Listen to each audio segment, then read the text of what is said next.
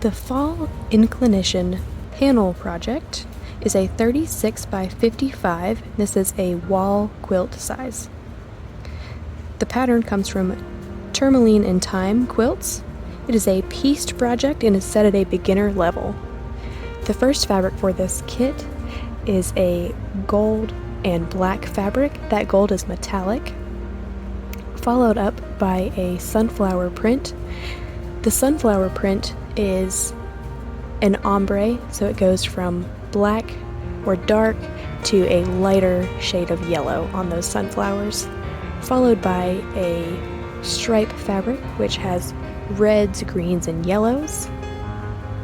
And then we also have our panel which features pumpkins, leaves, and sunflowers in a whiskey barrel.